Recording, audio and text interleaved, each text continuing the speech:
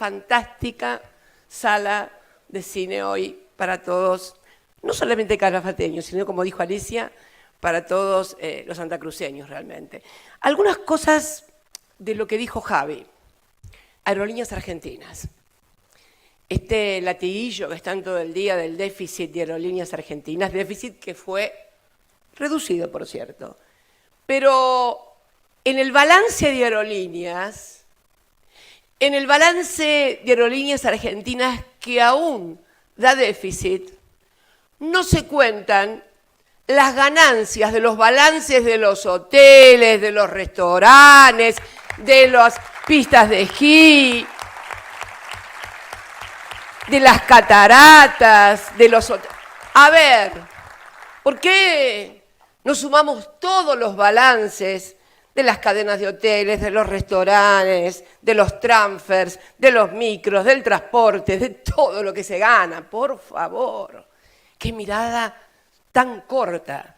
Entonces me parece que en ese balance de Aerolíneas Argentinas hay que contar esto, y precisamente si hubo un sector ultra castigado durante la pandemia, fue precisamente el sector turismo. Así que yo les pido a todos los dirigentes políticos y empresariales que por ahí se quejan amargamente de Aerolíneas Argentinas, que por favor carguen en el balance de Aerolíneas todas las rentabilidades empresarias del sector turístico a lo largo y a lo ancho del país, porque también le pertenecen a Aerolíneas Argentinas. Sin ellas no hubiéramos desarrollado la industria del turismo. Esto para aquellos que tienen una visión estrictamente economicista de las cosas. Pero además les ruego a aquellos que tienen la suerte de vivir en Cava o en la ciudad de Buenos Aires,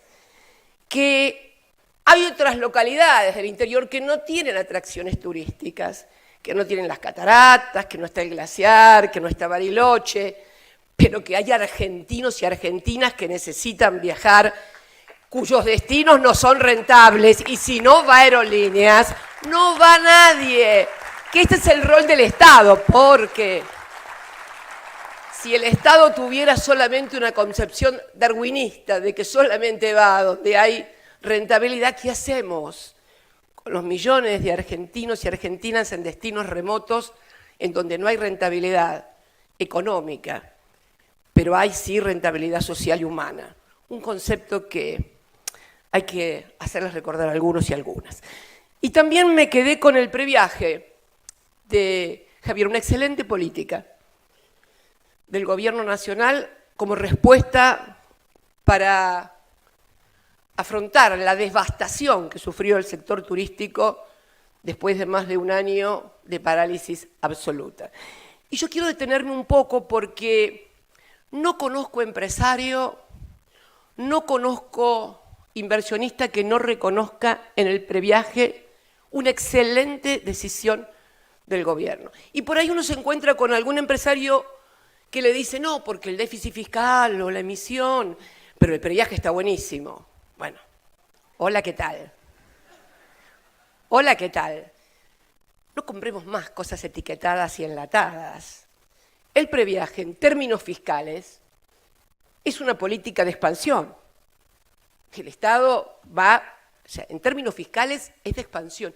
Y en términos monetarios es emisiva, porque yo gasto 100 y me dan 50 más. Entonces, si todos vemos como una política, o sea, no condenemos a las cosas per se dogmáticamente, veamos dónde están bien y dónde están mal. Alejémonos de los dogmas, no son buenos, ni de los de derecha, ni de los de la izquierda, ni de ningún otro. Entonces, tengamos en cuenta que esta política del previaje es en términos fiscales expansiva y en términos monetarios emisiva. Quería rescatarte esto. Lo que sí creo que el gobierno debería hacer es que cuando se establezca el nuevo previaje, convoque a la Cámara Hotelera y a la Cámara Gastronómica para acordar políticas de precios. Políticas de precios. Porque Mis queridos compañeros, amigos, vecinos, hermanos, hemos tenido que el sector ha sido uno de los que más ha contribuido, junto con textiles y otros, no voy a dar una clase ahora, a la conformación del índice inflacionario. Entonces, si el sector estatal, si el Estado, el sector público, hace una inversión de la magnitud, de las características del previaje, bueno, contribuyan con un acuerdo de precios, y el que no quiera fijar precio, que también es parte de la democracia y de la libertad del mercado, yo digo, no, yo pongo el precio, bueno, vos no estás adherido entonces al previaje y a vos no te liquidamos. Es simple, ¿eh? Es cuestión de ponerse a pensar, a sentarse, a trabajar y a diseñar. Se puede hacer y se debe hacer, porque no puede ser que el Estado esté siempre demandado y a la hora de que el sector privado, ayudado por ese Estado, que recordamos también los ATP, los IFE, etcétera, etcétera, pero que entonces el sector no quiera recomponer márgenes de rentabilidad o de ganancias tan solo en un año, sino que tenga una política que contribuya al sostenimiento de la macroeconomía. Esas cosas quería decir porque me diste el pie con el tema del previaje y de Aerolíneas Argentinas, y acá el ministro también, Jimmy, hablaba, vos sabés que me hiciste acordar, Jimmy, cuando hablaste de la universidad gratuidad, bueno, yo soy posterior al 49, pero sí como estudiante de Derecho en la Universidad Pública Nacional de La Plata, yo ya trabajaba, cuando ingresé a la universidad, trabajaba en el Ministerio de Economía en la Ciudad de La Plata, y siempre, antes de dar examen, tenía los días de preexamen, después tenés que ir con la papeleta que rendiste, y te reconocían los días. Esto que parece un derecho incorporado, cual respirar o mirar el cielo, no son derechos incorporados.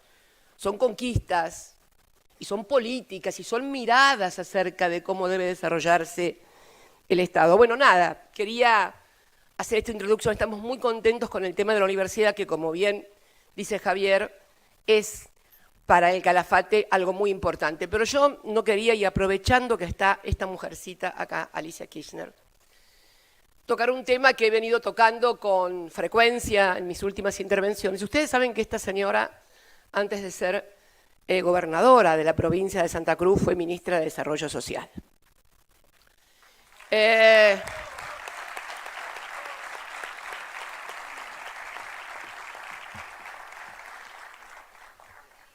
Acompañando, no voy a decir eso porque si no voy a decir que estoy queriendo revolear a algún ministro, así que no pienso repetir eso, no voy a revolear a ningún ministro, quédense todos tranquilos, pero Alicia, cuando asume como ministra, acompañando a su hermano, en el 2003, recibe al mes de ingresar como ministra 2.200.000 planes jefes y jefas de hogar que le transfiere tomada desde el Ministerio de Trabajo, una política que había desarrollado el presidente Duhalde, que lo hizo bien porque realmente la crisis del año 2001 era espantosa, y se crearon planes que se llamaron jefes y jefas de hogar.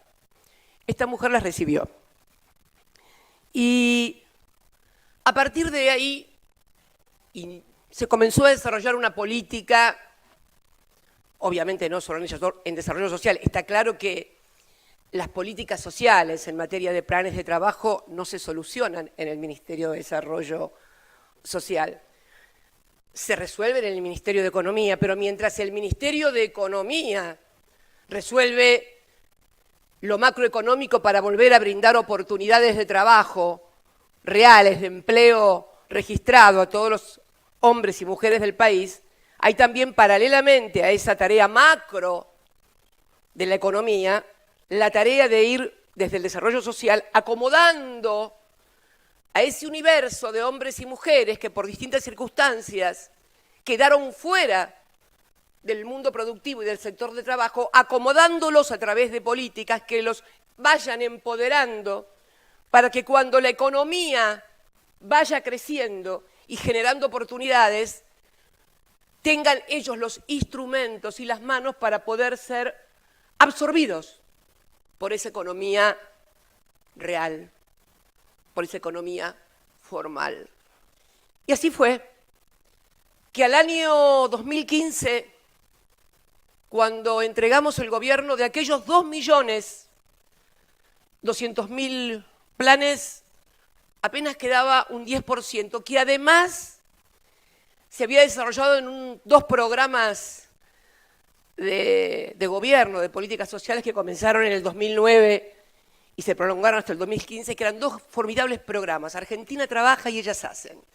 Yo cuando termine esta charla, esta intervención, y hayamos terminado con ella, voy a subir a la red algunas cuestiones sobre cómo se desarrollaron estas políticas del Ellas Hacen, que fue un programa dirigido a todas las mujeres víctimas de violencia doméstica para que pudieran salir de esa situación de violencia. Las mujeres no se van de la casa no porque les guste que las maltraten, sino porque no tienen la oportunidad económica y la seguridad de poderse mantener a ella y a sus hijos. Ustedes saben que en ese programa Ellas Hacen, al poco tiempo, el 60% de las mujeres que habían ingresado a ese programa se separaron. Esto ya veo mañana el título, Cristina promueve la separación de la familia. No, pero si habían, claro. Y los datos que vamos a subir son datos sobre capacitación. Miren, llegamos en el Argentina Trabaja y en el Ellas Hacen, Jimmy, a tener 3.500 sedes comunitarias donde se desarrollaban el plan Fines 1 y Fines 2. ¿Se acuerdan del plan Fines 1 y Fines 2? Bueno, llegamos a tener 3.500 sedes para capacitar. Voy a subir parte de los datos. Y el 100% de los hombres y mujeres que finalmente se fueron incorporando al mundo del trabajo recibían capacitación en obra, el 100%. Ahí van a ver también en esos datos la cantidad de obras que se hicieron en los distintos municipios, desde cooperativas, etcétera, etcétera. Realmente importante. ¿Qué quiero decir con esto? No estoy promoviendo a Alicia como ministro de Desarrollo Social, quédense todos tranquilos, están muy bien acá en la provincia. Además quiero decirles algo con respecto a un tema que está muy en boga y que es el tema dólar. Santa Cruz integra el pelotón de provincias, son 9, que produce más dólares de los que consume para su aparato de trabajo o productivo.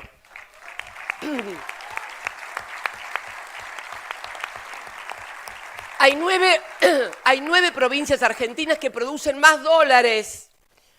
La primera, Santa Fe, casi 12.000 millones de dólares, y está separada del resto porque además de la actividad industrial o agropecuaria o productiva, tiene la hidrovía y la zona de puertos, de servicio de puertos, que obviamente ingresan muchos dólares. Pero en esas 9 provincias, las primeras 5 son, primero Santa Fe, segundo Córdoba, tercero Buenos Aires, cuarta Chubut y quinta Santa Cruz. Y si miro la cifra de dólares por la cantidad de habitantes, o sea, dólares per cápita, esta provincia es la primera en materia de producción de dólares.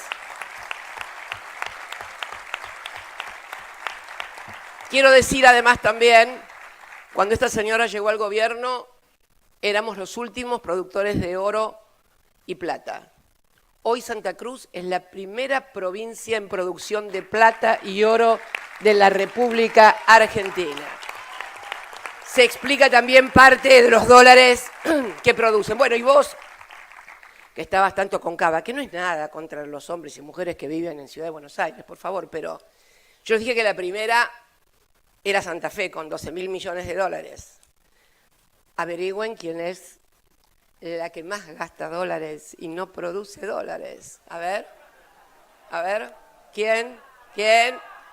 Sí, no te han mentido. Ciudad Autónoma de Buenos Aires, más de 7.000 millones de dólares. Así es. Bueno, por eso creo que cuando uno habla de estas cosas y de las políticas que se pueden hacer políticas mejores, no porque soñemos con utopías, sino porque las hemos hecho,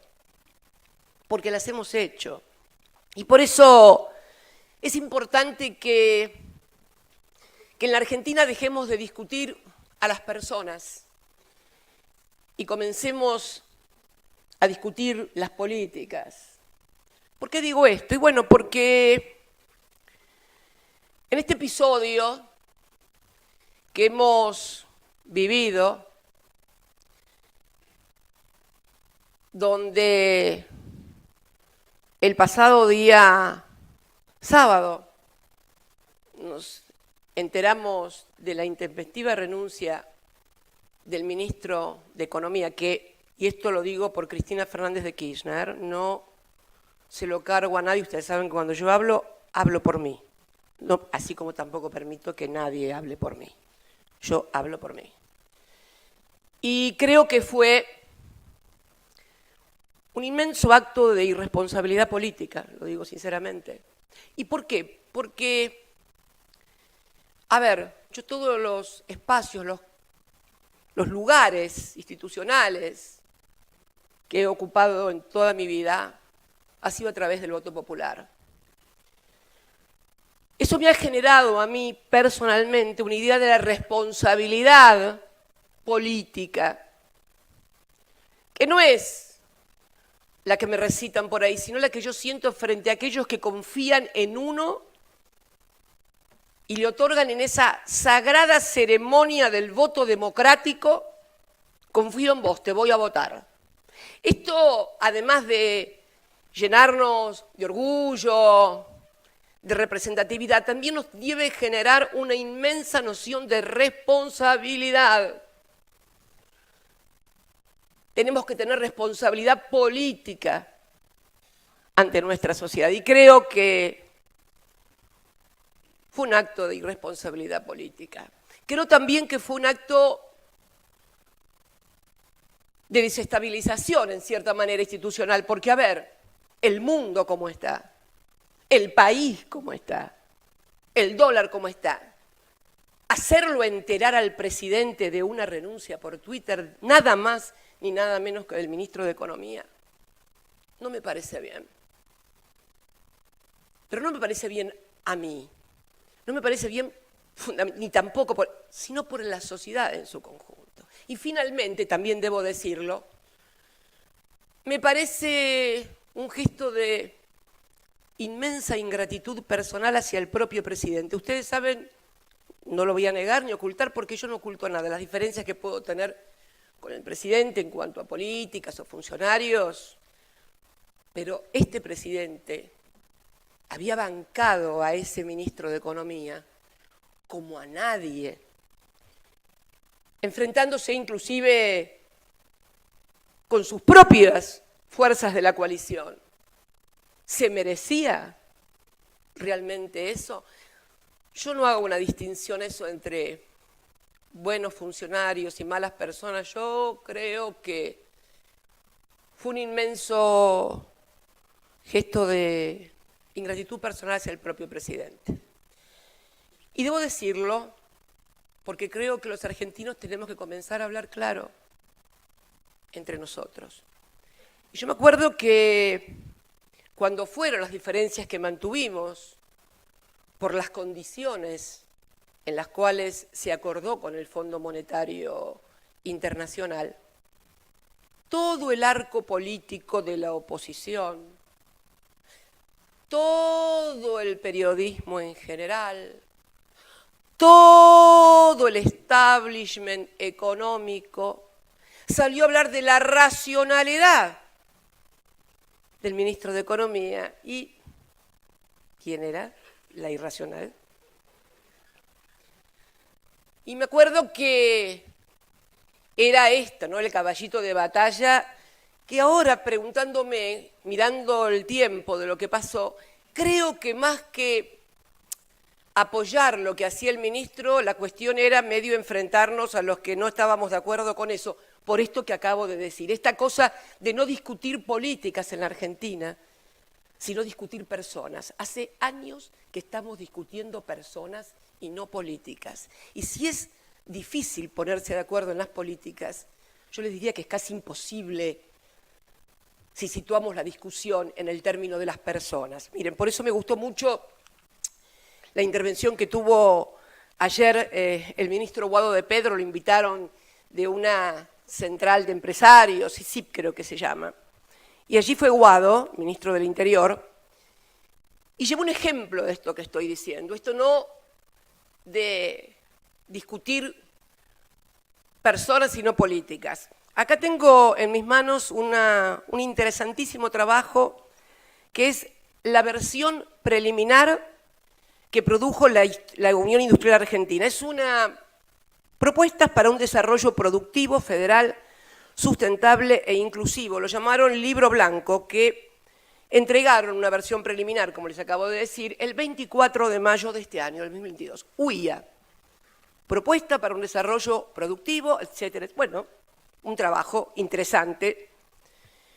Pero yo quiero rescatar de este trabajo, que es muy interesante realmente, la página 14. ¿Por qué la página 14, Cristina?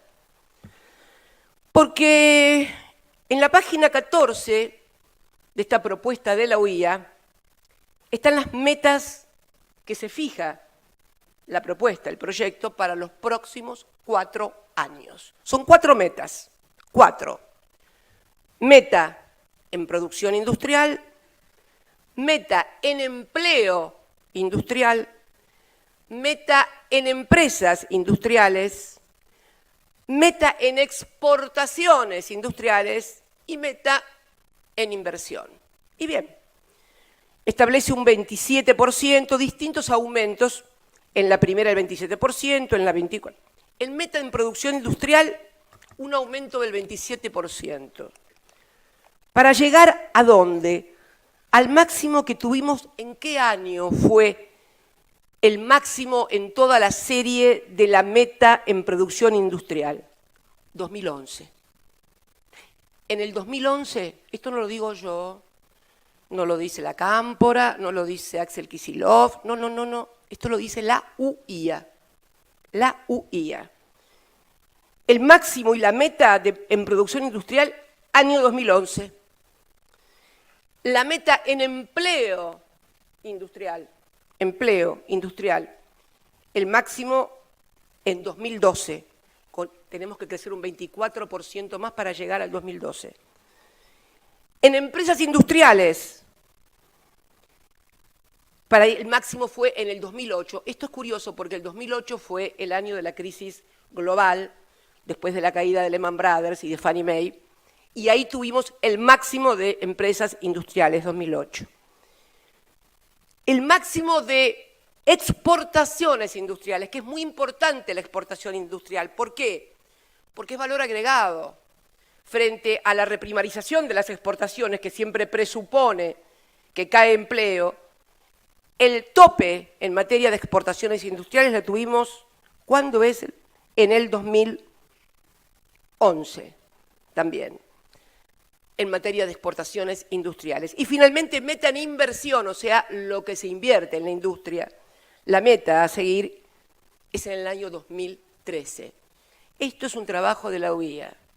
Falta crecer en 30.400 millones de dólares y en todos los porcentajes que les dije para llegar a eso. Ahora bien, esto no son personas, estos son datos, estos son números. Algo que tenemos que acostumbrar los argentinos y las argentinas y las dirigencias sociales, políticas, empresariales, sindicales,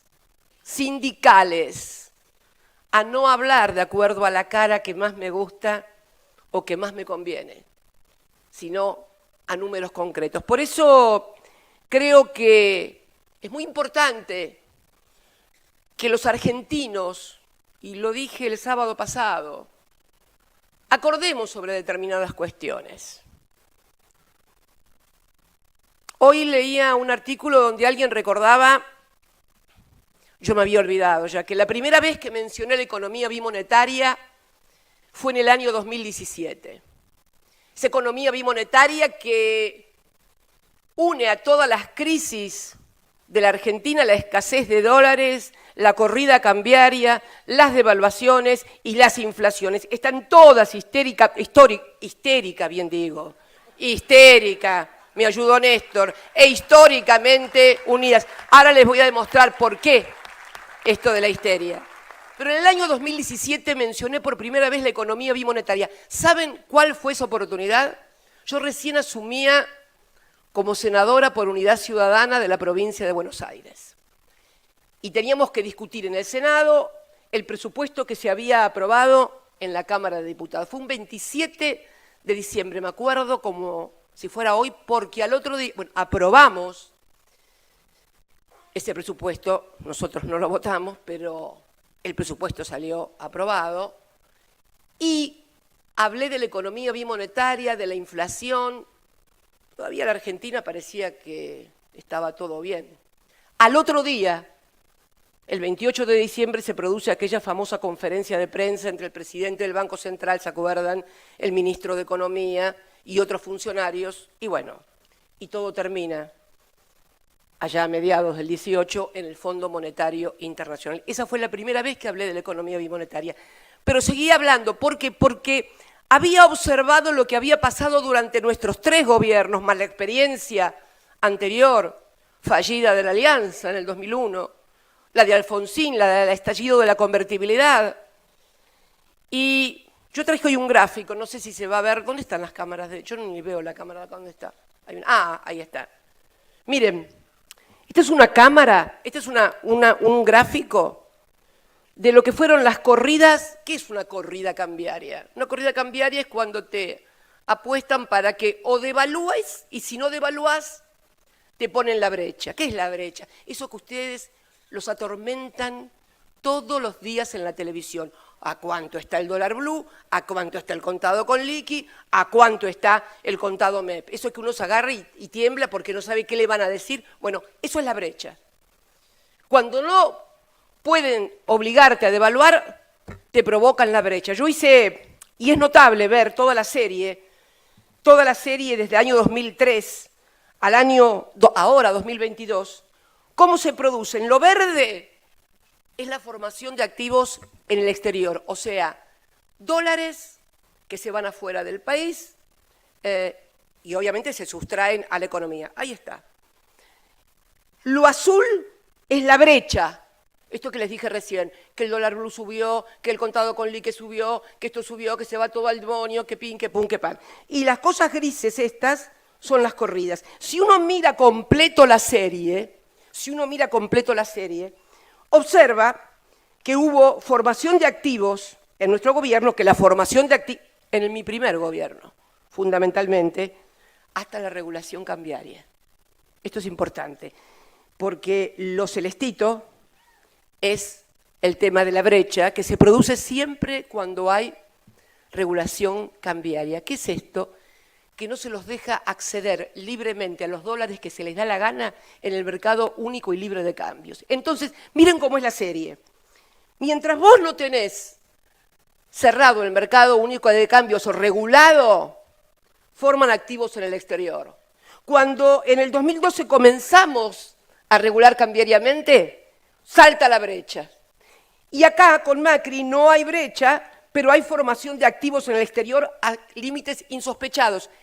Pero ¿y cuál es la diferencia entre los activos que se me formaban a mí en el primer gobierno y que nos obligaron a la regulación cambiaria y los activos financieros externos que se hacían con Macri? Estos primeros, de mi primer presidencia, eran con dólares genuinos que había producido la economía argentina y que te la extraían de la economía argentina para formarte activos externos. No había regulación cambiaria.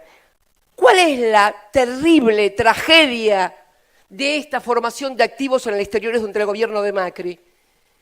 Que para hacer esto se endeudaron primero y sacaron los dólares después. O sea, esto es formación de activos en el extranjero con financiamiento externo, o sea, con endeudamiento. Mientras que con nosotros era con dólares, está mal también el nuestro, pero es menos nocivo Y no lo podemos impedir, porque además cuando lo impedimos, cepo. Y ahí viene la histeria. Ahí viene la histeria. Si no los dejás sacar los dólares que quieren del país, se comportan como adictos. De cualquier manera te los voy a sacar. Si no puedo por las buenas, será por las malas. Y cuando dicen por las malas, estallan la economía del país. Esto ha sido así históricamente. Sobre esto es que digo, argentinos y argentinas, que hay que ponerse de acuerdo. Porque así el año que viene gane Mandrake el Mago y su amiga Lorna, no va a haber solución para este problema estructural de la economía argentina que lo constituye la economía bimonetaria y que no es únicamente aquella restricción externa que Marcelo Diamant también describió y que era lo que necesita la industria, los dólares o insumos que necesita la industria para producir, y que entonces lo produce el campo y ahí se produce la tensión. No, es que a esa restricción externa, que es cierta, sobre la necesidad de los dólares que demanda nuestra industria, se le sumó la economía bimonetaria, que es algo más.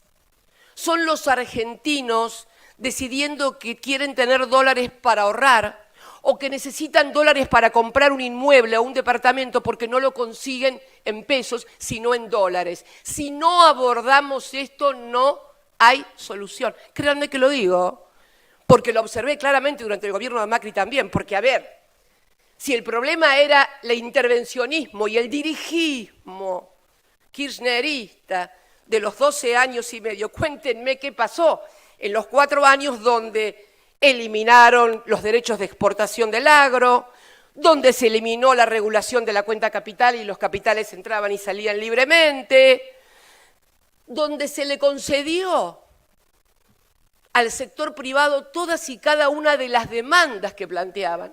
Tampoco fue bien. Entonces es hora de que nadie se sienta dueño de la verdad o que tiene la vaca atada.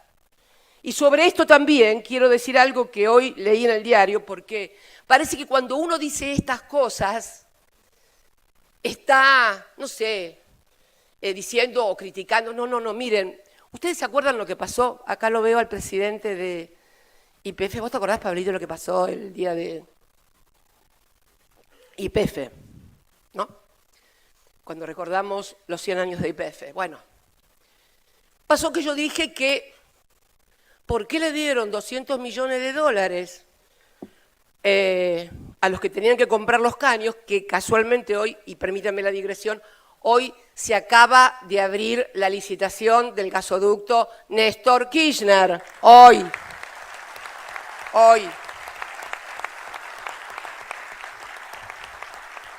Lo anunció un santacruceño también, Agustín Jerez, que es el titular de IASA, y que anunció precisamente que hoy se abría. Ya terminamos la licitación de los caños, que era la que yo objetaba, pero no es que yo objetaba a la empresa de la licitación, yo objetaba por qué se le habían dado 200 millones de dólares a una multinacional monumental como es Ternium Techin, que podía conseguir esos 200 millones de dólares en cualquier lado y no sacármelo de las reservas mías. Bueno, hoy Clarín, ni Pravda, ni Granman, ni Juventud Rebelde de La Habana, Clarín. Hoy Clarín dice que Ternium Techin acaba de comprar por 460 millones de dólares una fábrica de caños sin costura, que es su especialidad, en Luisiana, Estados Unidos. 460 millones de dólares. Casi la mitad de los 200. Créanme, yo quiero ayudar. Pero ayudar no es callarse la boca y esconder la mugre abajo de la alfombra. No. Así no se ayuda. Se ayuda diciendo la verdad. Y si estamos equivocados, y si estoy equivocada, que me convenzan. Pero no a fuerza de no hay que decir eso porque... No. A mí con argumentos y razones me llevan a cualquier lado. A las trompadas y a cachetadas, a ninguno. Que lo sepan todos y todas. Entonces creo, mis compañeros amigos, vecinos de Calafate y demás. ¿Estás más tranquilo ahora que no pudiste? Bueno, estaba nerviosa por el audio, que este que el otro, nada. Sinceramente, la patria, el país, merece una discusión en serio de los problemas que tenemos los argentinos. En un mundo donde todo tiende a agravarse, donde antes uno podía mirar afuera como diciendo, uy, no, mira las cosas que nos pasan acá, y no, mira afuera y Dios mío.